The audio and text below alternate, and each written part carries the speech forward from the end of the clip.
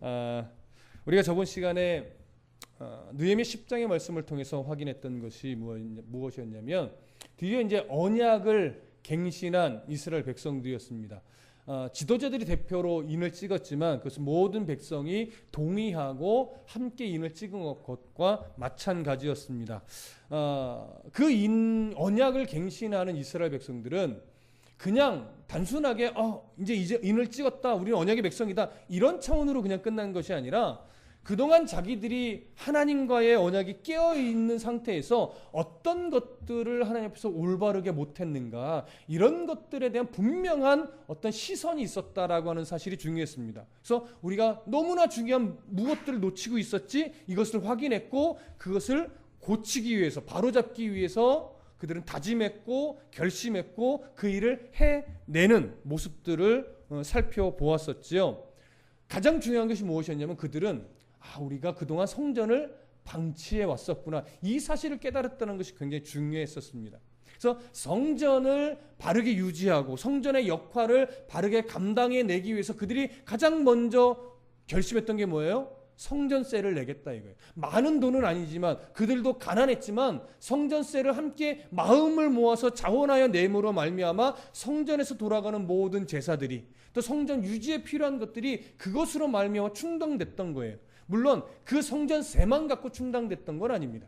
당시에 아마 페르시아에서 어느 정도 원조되는 부분도 있었던 것으로 알고 있습니다. 근데 그것들과 합쳐져서 이 성전 유지가 성도들의 마음이 모아져서 더 아름답게 성전이 성전다워지게 됐다는 것이죠.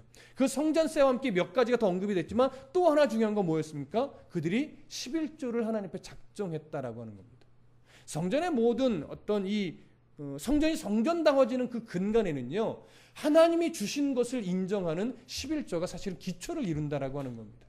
11조는 그래서 복 받기 위한 수단이 아니라 내가 복을 얼마나 받았는지에 대한 인정, 그 흔적이 바로, 그 마음을 드리는 것이 바로 11조가 되는 것이죠. 그러니 이 성전을 유지하기 위해서 성전세도 중요하지만 그들이 정말 감사의 마음으로 드려지는 11조가 어떻게 보면 더 중요하다고도 말할 수 있을 겁니다.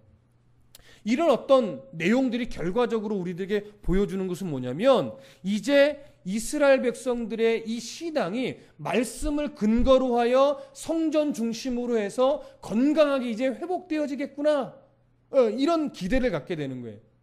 이런 신앙이 개혁이 되고 언약이 갱신되는 이런 모습을 가지고 나서 이제 비로소 오늘 본문을 통해서 진행되는 게 뭐예요?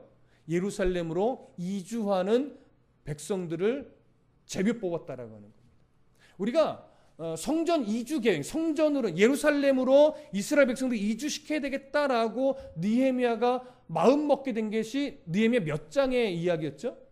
7장의 이야기였습니다. 성벽을 다 건축하고 나서 보니까 이제 예루살렘 성전의 어떤 그 안전을 도모해야 되는데 이스라엘 백성들의 숫자가 너무 적은 거예요. 왜냐하면 그동안 성벽이 다 무너져 있었기 때문에 수많은 대적자들이 공격해오고 압제하고 그러는 과정 속에서 예루살렘이 완전히 폐허가 돼 있었습니다. 집도 변변치 않았고 농사를 지을 수 있는 것도 아니고 안전하지도 않고, 그러니까 하나 둘씩 어떻게 돼 예루살렘을 떠나서 자기들이 살아갈 수 있는 터전을 찾아 뿔뿔이 흩어져 있었고, 그러다 보니까 예루살렘 성 안에 남아서 살아가는 사람들은 그리 많지 않았던 겁니다. 그래서 성벽을 다 재건하고 나서 일단 그 백성들의 도움을 받아서 경비도 쓰고 하면서 기초적인 안전을 도모했지만 이렇게 계속 갈 수는 없는 거죠. 그래서 예루살렘 성 안에 어느 정도의 인원은 함께 살아줘야 그들 안에 경비도 서고 또 여러 가지 일을 분담하고 또 성전의 일도 진행을 하고 이럴 수 있는 거예요. 그래서 하나님이 주신 지혜로 느헤미야가 이렇게 하면 되겠다라고 한 게 뭐예요? 제비를 뽑아서 지금 예루살렘 유다와 베냐민 지파가 살아가고 있는 이 지경 안에 있는 백성들 중에 10분의 1에 해당하는 인원을 어디로 이주시키자? 예루살렘 성 안으로 이주시키자. 이런 계획을 짰던 겁니다. 그걸 위해서 백성들의 또 1차 포로기한테 백성들의 명단까지도 확보를 했었죠. 그렇게 된다 그러면 이제 속히 이스라엘 백성들을 빨리 제비 뽑아서 이주시키길 아마 원했을 거예요. 왜? 시급한 일이니까. 그러나 느헤미야의 참 멋있는 점이 뭐였어요? 이것을 섣부르게 인간적인 마음을 가지고 끌어가지 않았어요. 왜? 아직 뭐가 안 됐기 때문에. 백성들 안에 신앙이 개혁되지 않았고 예루살렘의 어떤 가치가 그들 안에 더 중요하게 아직 깨닫지 못했고, 더군다나 그 예루살렘 안에 있는 예루살렘 성전의 위치와 가치에 대한 이해가 그들 안에 아직 회복되지 않았기 때문에 그런 상태로는 제비를 뽑아 데리고 온들 예루살렘 성에 대한 어떤 그들의 마음이 온전할 수가 없는 거예요. 억지로 오는 거죠. 그것은 옳지 않다라고 본 겁니다. 그래서 말씀을 근거로 하여 7월에 있는 그 절기들을 그들이 지켜내면서 일단 뭐가 일어났어요? 말씀으로 자기 연약함을 보고 죄를 보고 조상들의 죄를 보고 이러면서 어떤 신앙적인 개혁이 먼저 일어났습니다. 신앙적인 개혁이 일어나니까 이제 비로소 뭘 할 수 있는 힘이 생겼어요? 언약을 갱신해야 되겠다. 언약을 갱신하고 나니까 드디어 이제 뭐가 보여요? 성전을 방치했었구나. 성전이 하나님 앞에서 온전히 회복돼야 되는데 하면서 성전의 가치가 그들 안에 회복이 됐어요. 그러니까 이제는 이들에게 제비를 뽑아도 즐거이 예루살렘으로 올 수 있는 기초가 된 거예요. 그래서 느헤미야는 판단했겠지. 야, 언약이 갱신되어 그들 안에 이 어떤 자발적으로 일어나는 그런 모습들을 보니까 이제는 제비를 뽑아 예루살렘으로 이주시켜도 되겠구나, 이런 판단이 선 것으로 봅니다. 그래서 학자들은 이 기간이 성벽 재건을 하고 제비 뽑아서 예루살렘으로 이들을 이주시키는 그 기간이 최소 3개월 이상은 지났을 것이다, 이렇게 봅니다. 최소. 그러니까 얼만큼의 그 사이의 기간이 있었는지 모르겠지만 어찌됐거나 한 3개월 이상은 지난 이후에 이 이주시키는 일이 진행이 된 것으로 우리가 생각해 볼 수 있습니다. 자, 그러면 드디어 오늘은 이제 이주 정책을 어떻게 시행했는가에 대한 내용인데 1절과 2절을 읽어보겠습니다. 시작. 백성의 지도자들은 예루살렘에 거주하였고 그 남은 백성은 제비를 뽑아 10분의 1은 거룩한 성 예루살렘에서 거주하게 하고 그 10분의 9는 다른 성읍에 거주하게 하였으며 예루살렘에 거주하기를 자원하는 모든 자를 위하여 백성들이 복을 빌었느니라. 자, 1절과 2절을 보면요, 예루살렘 성으로 이주하여 이제 살게 된 부류를 세 부류를 소개합니다. 첫 번째는 누구냐면 백성의 지도자들입니다. 아마 이 지도자들은요 정치적인 지도자였을 것으로 봅니다. 이스라엘 백성들을 전체를 다스리고 이끌어가는 여러 분야의 지도자들이었을 것으로 봐요. 이들은 이미 1절에서 뭐라고 말하냐면 거주하였다라고 말합니다. 그러니까 제비를 뽑기 전에 이 백성의 지도자들은 먼저 뭐 한 거예요? 이주해서 거기서 살아가고 있던 중이에요. 그러니까 여기서 무엇을 먼저 볼 수 있냐면 이제는 이 지도자에 해당하는 사람들이요 솔선수범하기 시작했다는 거예요. 말로만 백성들에게 빨리 이주해, 이것이 아니라 예루살렘 성을 위해서 먼저 그들이 이주하여 성 안에서 살아가는 본을 먼저 보였다라고 하는 것이죠. 이게 참 중요해요. 근데 이 말을 좀 다른 시각으로 보면요, 그동안 지도자급에 있는 사람들이 예루살렘 성에 거했다는 거예요, 안 거했다는 거예요? 안 거했다는 거예요. 지도자급에 해당하는 사람들도 예루살렘이 안전하지 않고 거기서 살아가기가 너무 황폐하니까 예루살렘을 떠나 다른 곳에서 살았는데, 예루살렘, 이스라엘 전체가 어떻게 안전을 도모할 수 있겠으며 그들이 어떻게 독립적으로 하나님 앞에 건강하고 안전한 이 나라를 만들 수 있었겠습니까?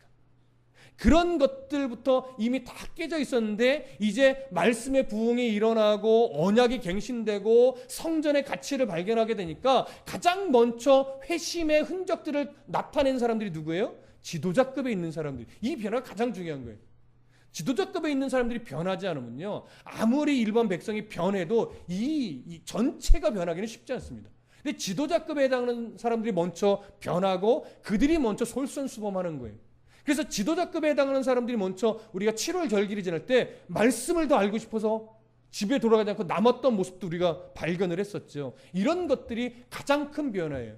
그래서 요즘에 보편적으로 이렇게 목사님들 하는 얘기를 들어보면요, 한국 교회가 변하려면 가장 먼저 누가 바뀌어야 된다? 목회자들이 변해야 된다라고 얘기해요.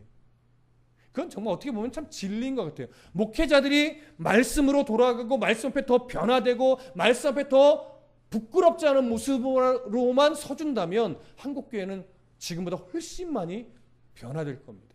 그래서 여러분들 우리가 많은 부분 목사님들의 연약함을 보고 때로는 실수 때로는 사실은 죄의 흔적들을 보고 비판하고 손가락질을 많이 하는데 그러면 안 된다라고 하는 것이 아니라 그만큼 사실은 더 기도해주고 우리가 더 안타까워해주는 그 심정이 더 필요해요. 근데 지금 안타까운 것은 뭐냐면 그런 심정을 갖고 오히려 기도해주고 자기 가슴을 오히려 쓸어내려주고 하는 모습이 거의 안 보이는 게 참 속상해요.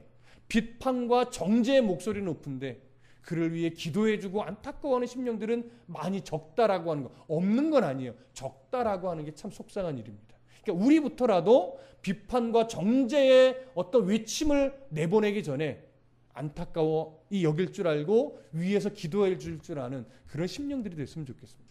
지금 이때의 너무나 멋진 모습은 지도자급에 해당하는 사람들이 먼저 변화되고 솔선수범하고 있다라고 하는 것, 우리는 지금 이 모습을 먼저 발견을 합니다.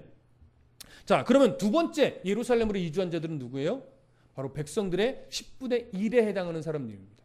그들은 제비에 뽑혀서 이주를 한 거예요. 물론 개별적으로 뽑은 것이 아니라 최소한 가족 단위로 뽑혔을 겁니다. 가족의 대표되는 사람. 가족이라는 건 단순하게 아빠, 엄마, 자녀가 아니라 그 부족이 아니라 뭐라고 말해요? 아버지를 근거로 밑에 후손들이 얼마나 있는지 모르겠지만 그런 아버지를 족장으로 하는 그런 단위에서 제비를 뽑았을 겁니다. 그러니까 가족이 헤어지는 경우는 없는 거죠. 무슨 말씀이 되시죠? 그렇게 해서 제비를 뽑아서 제비를 뽑힌 10분의 1에 해당하는 사람들은 예루살렘 성 안으로 이주를 한 겁니다. 근데 또 한 부류가 있었어요. 이주를 한 부류가.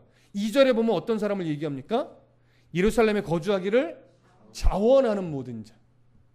물론 어떤 학자는 여기서 자원하는 모든 자라는 것은 앞에서 제비 뽑기로 선택된 이스라엘 백성들일 것이다 이렇게 말하기도 해요. 그렇게 볼 수는 있는데 그렇게 보기보다는 2절을 오히려 자원하는 자들도 들어갈 수 있었던 것으로 보는 게 훨씬 더 문맥 안에서는 자연스럽습니다. 그래서 지금 세 부류가 예루살렘 성 안으로 거주지를 옮긴 거예요. 지도자급에 해당하는 사람들, 그 다음에 제비 뽑기로 선택된 10분의 1에 해당하는 사람, 그리고 나도 들어가겠습니다 해서 자원한 사람들. 그래서 이들을 총 합치면 몇 명인지는 알 수 없어요. 그러나 대략 남녀노소 1만 명 정도는 되지 않을까로 보고는 있습니다. 그럼 우리가 한 가지 생각할 게 있습니다. 지금 이렇게 영적으로 부흥이 되고 언약 갱신을 하고 성전 제도가 다시 이제 회복이 되는 출발점에 있는 이때에 이들이 예루살렘 성으로 거주지를 옮기는 것이 과연 쉬운 일인가? 굉장히 어려운 일입니다.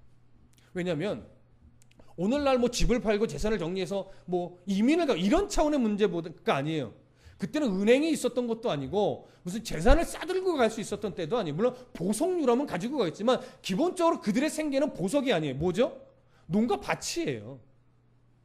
그런데 평생을 일구고 살았던 그 농지를 어떻게 다 포기하고 가는 거예요. 가서 새롭게 일구어야 돼요.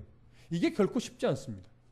그걸 포기하고 거주지를 옮겨요. 근데 옮겨갔을 때 집이 있느냐? 느헤미야서는 뭐라고 증언해요? 거주할 집이 상당히 부족하다고 증언해요. 들어가서 자기 집도 새로 지어야 돼요. 그렇다고 정착 지원금이 나오느냐? 그렇지도 않습니다. 근데 이것은 이제 환경적인 문제죠. 더 큰 어려움이 하나 있어요. 대적자들의 공격이 멈췄을까요? 안 멈췄어요. 이미 이전에도 심각하게 있었고 성벽을 재건하는 중에도 대적자들의 방해와 공격은 있었고 성벽이 완성되었지만 이후에도 언제든지 틈만 생기면 대적자들의 공격은 있을 거예요. 그렇다면 그들은요 예루살렘 성으로 들어갈 때 두 가지를 이미 감수하기를 각오하고 가는 거예요. 뭐죠? 경제적인 어려움을 거기서 다시 시작하여 회복해내는 것. 둘째, 언제든 있을 대적자들의 공격을 내가 감수해내겠다라고 하는 결심. 이게 희생하는 마음이죠. 이걸 품지 않으면 예루살렘 성 안으로 들어가서 거주지를 옮기는데 주저할 수밖에 없어요. 근데 성경은 제비 뽑힌 자나 마음에 자원하는 자나 억지로 갔다라고 표현되는 흔적이 없어요. 둘 다 어떤 마음으로? 기꺼이 하나님의 선택에 기꺼이 순종하는 자세로 그들은 거주지를 옮긴 겁니다. 자원하는 자는 뭐 말할 것도 없죠. 그래서 2절 끝머리에 보면 예루살렘에 거주하기를 자원하는 모든 자를 위하여 백성들이 뭘 빌었어요? 복을 빌어줬어요. 왜 복을 빌어줘요? 예루살렘 성으로 들어가면 이제 뭔가가 막 활짝 피는 게 아니기 때문에 그래요.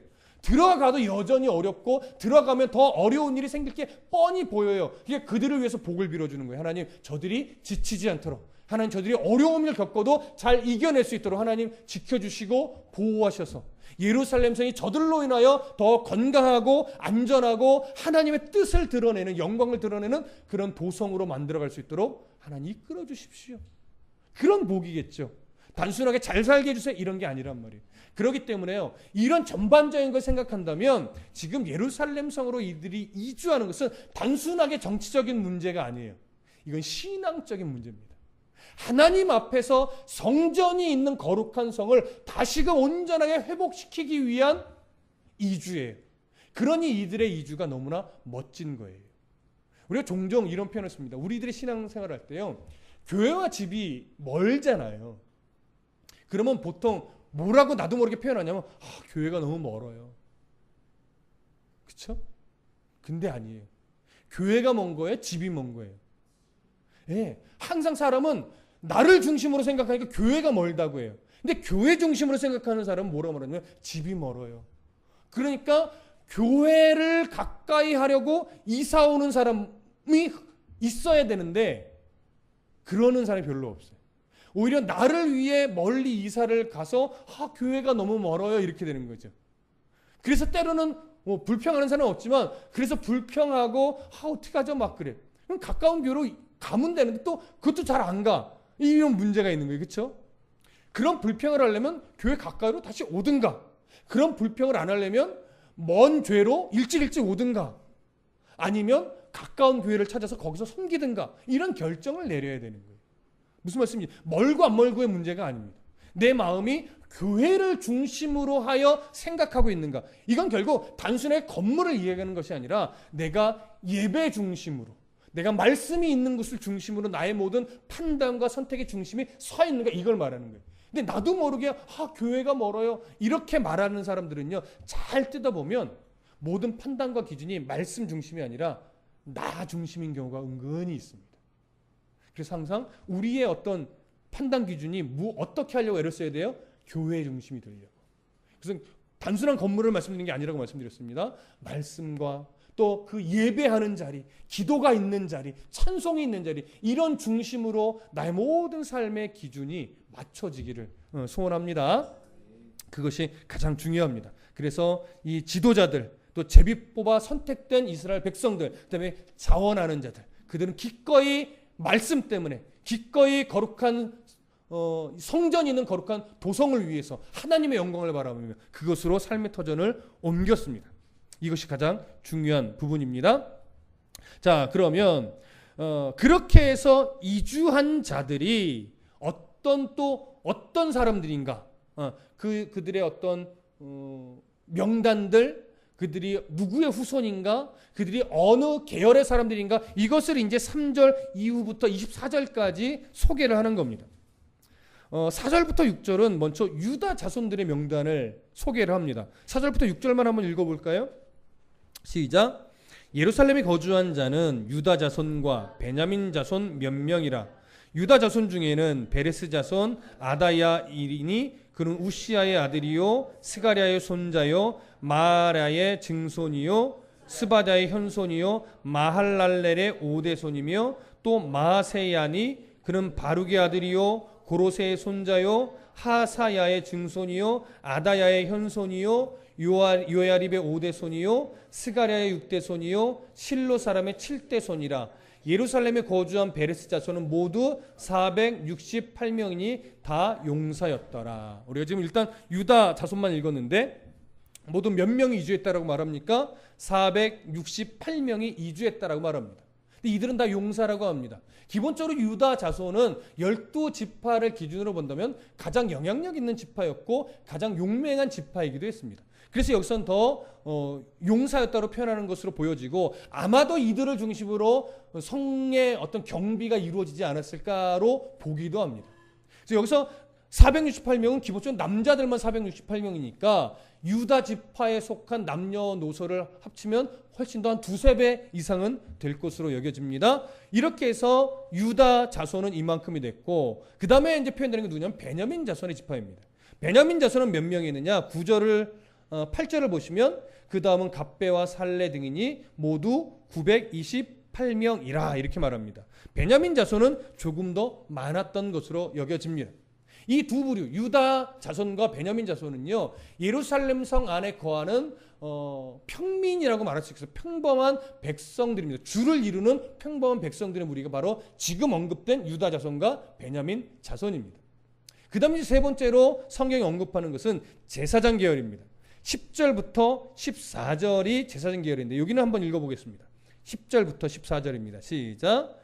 제사장 중에는 유아립의 아들 여다야와 야긴이며 또 하나님의 전을 맡은 자 스라야이니 그는 힐기야의 아들이요 무술람의 손자요 사독의 증손이요 무라요의 현손이요 아히두베의 오대손이며 또 전에서 일하는 그들의 형제니 모두 822명이요 또 아다야이니 그는 여로함의 아들이요 블라야의 손자요 암시의 증손이요 스가랴의 현손이요 바수울의 5대손이요 말기야의 6대손이며 또 그 형제의 족장된 자이니 모두 242명이요 또 아마세이니 그는 아사렐의 아들이요 아으세의 손자요 무실레못의 증손이요 임멜의 현손이며 또 그들의 형제의 큰 용사들이니 모두 128명이라 하그돌림의 아들 삽디엘이 그들의 감독이 되었느니라. 자, 여기 보면 제사장 계열을 중요한 어떤